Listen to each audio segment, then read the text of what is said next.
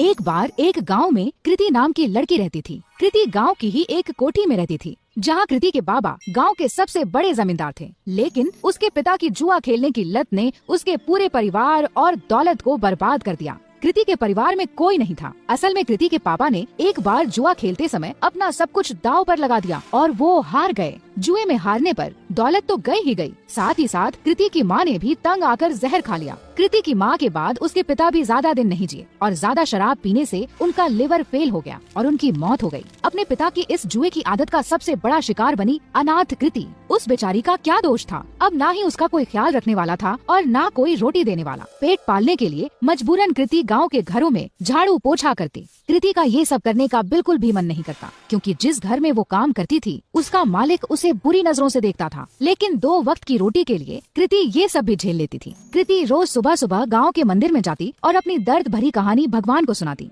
हे ईश्वर, किस जन्म का तू मुझसे बदला ले रहा है? क्योंकि इस जन्म में तो मैंने किसी का भी बुरा नहीं किया। अब तू ही बता, अगर मेरा बाप जुआ खेलता था तो क्या इसमें मेरी गलती है? मैंने तो हर बार उन्हें जुआ खेलने से रोका, यहाँ तक कि रोकने के चक्कर में मार भी खाई, लेकिन हमेशा यह विश्वास रहा कि एक दिन तू सब ठीक कर देगा। मैंने तुझ पे भरोसा किया और तूने मेरे भरोसे का आज मुझे ये सिला दिया। न खाना है न कोई अपना, काम पे भी मालिक बुरी नजर से देखता है। क्या यही तेरी महिमा है?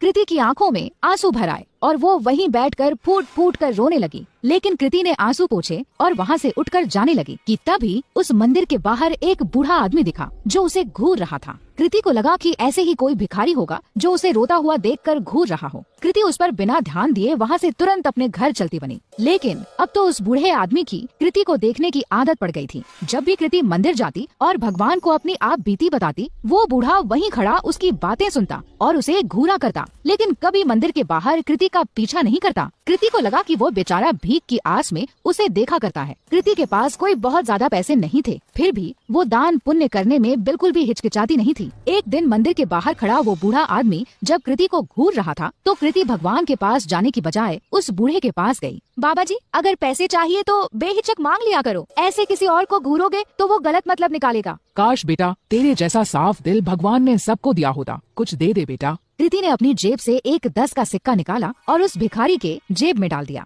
बाबा जी, अभी इतने ही हैं, आगे जब ज्यादा कमाने लगूंगी तब ज्यादा दूंगी। अरे बेटा, सच्चे दिल से दिए गए 1 रुपए भी मैं खुशी खुशी रख लूं, फिर तेरे 10 रुपए तो लाखों के बराबर हैं। भगवान तेरा भला करे। ये कहकर वो भिखारी चला गया। किसी गरीब की मदद करके कृति को बहुत खुशी हो रही थी। कृति मंदिर में दर्शन करके फिर से अपने घर चली गई। उस दिन जब कृति अपने मालिक के घर काम करने गई तो वहाँ पर उस दिन उसके मालिक के अलावा कोई नहीं था। क्या हुआ मालिक, आज घर पर मेम साहब नहीं है क्या? मेम साहब वो तो आज अपने मायके गई हुई हैं। वैसे उनके बारे में क्या पूछ रही हो? भला तुम्हारे और मेरे बीच में उनकी क्या जरूरत? अपने मालिक से ये सुनकर कृति कुछ सहम सी गई।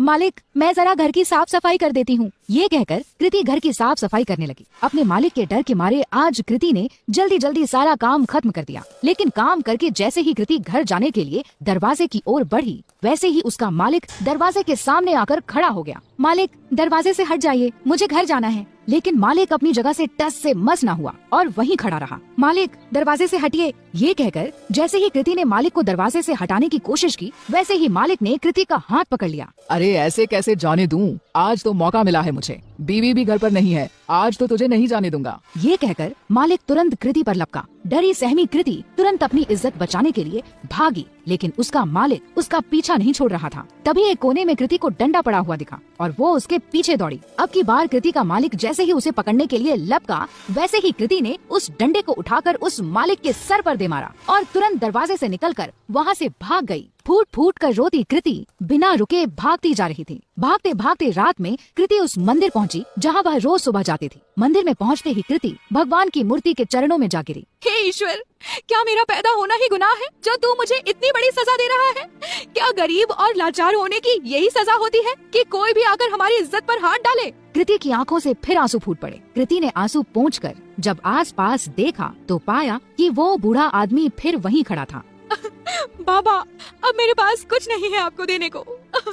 बच्चा, मैं तुमसे भीख लेने नहीं बल्कि कुछ देने आया हूँ। लेकिन क्या? तेरी कोठी के पीछे वाले कमरे में एक जादुई खजाना है जो सही समय आने पर अपने आप तेरे हाथ में आ जाएगा। ग्रहों की दिशा बता रही है कि आज ही वो सही समय है। कृति पहले से ही परेशान थी और ये सब सुनकर उसे और गुस्सा आ गया। बाबा जी, आपने मेरा दिल बहलाने के लिए ये सब कहा, मुझे बहुत अच्छा लगा, लेकिन मुझे झूठ पसंद नहीं। ये कहकर कृति अपनी कोठी की ओर चल दी। उसे बार बार ये डर सताए जा रहा था कि अगर उसका मालिक बेहोशी से उठ गया तो उसे जिंदा नहीं छोड़ेगा। वहीं दूसरी ओर उसके दिमाग में उस बूढ़े भिखारी की भी बात चल रही थी। घर पहुंचते पहुंचते आसमान में बादल छा चुके थे और ऐसा लग रहा था कि मानो जैसे बहुत जोर की बारिश होने वाली है। कृति के कोठी में पहुंचने के कुछ देर बाद ही बारिश शुरू हो गई और बहुत जोर से पानी बरसने लगा। मूसलाधार बारिश के चलते कृति की पुरानी कोठी की छत से पानी टपकने लगा। आज तक कभी कृति ने इतनी तेज बरसात नहीं देखी थी। कृति जैसे ही छत की मरम्मत के लिए अपना छाता निकाल कर बाहर गई, वैसे ही उसका छाता तेज हवा में फट गया। परेशान कृति फिर अंदर आई और सर ढकने के लिए कुछ ढूंढने लगी। आगे कुछ ना मिलने पर वो कोठी के पिछले हिस्से में चली गई, जहाँ उसके बाबा का पुराना कबाड़ रखा था। ढूंढते ढूंढते उसी कबाड़ में कृति को एक छाता मिला। चलो इसी से काम चलाया जाए। ये कहकर कृति मरम्मत का सामान लेकर जैसे ही बारिश में बाहर निकली, बारिश की बूंदें पड़ते ही उस छाते से सोने के सिक्कों की बरसात होने लगी। कृति को ये सब देखकर अपनी आंखों पर विश्वास नहीं हुआ कि उस बूढ़े भिखारी की बात सच निकली। कृति उन सिक्कों को समेटकर अंदर कमरे में आ गई और उसने उन्हें गौर से देखा तो उन्हें सोने का पाया। खुशी से पागल कृति की आंखों में आंसू आ गए। अब मुझे अपने मालिक के जैसे गंदे लोगों के लिए काम करने की जरूरत नहीं। कृति ने उसी रात अपना सामान बांधा और इस गांव को छोड़कर उस छाते के साथ निकल गई। एक दूर बड़े शहर में जाकर उन सोने के सिक्कों को बेचकर कृति को खूब पैसे मिले, जिससे उसने एक घर, एक गाड़ी और अपनी सारी ख्वाहिशें पूरी कर ली। यही नहीं, उसने अपना खुद का बिजनेस ही शुरू कर दिया। इस तरह कृति की सारी गरीबी उस जादुई छाते ने दूर कर दी और अपने गंदे मालिक से बहुत दूर कृति सुकून से अपनी जिंदगी जीने लगी।